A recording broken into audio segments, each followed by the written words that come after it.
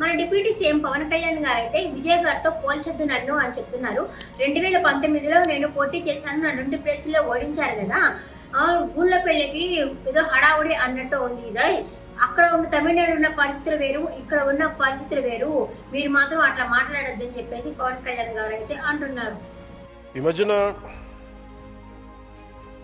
పక్క రాష్ట్రంలో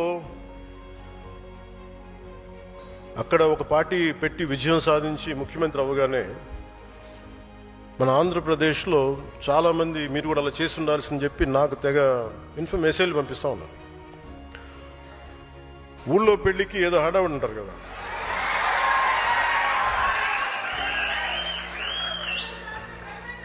అంటే అంటే ఎలా ఉండదంటే మనకి సందులోనో మన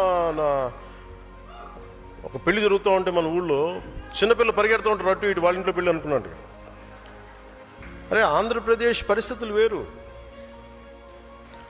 సరే వీళ్ళు చెప్పినట్టుగానే మనం కూర్చొని 2019 నిలబడ్డాం, ఎక్కడ పెట్టారు? 2 చోట్ల ఓడించారు కదా.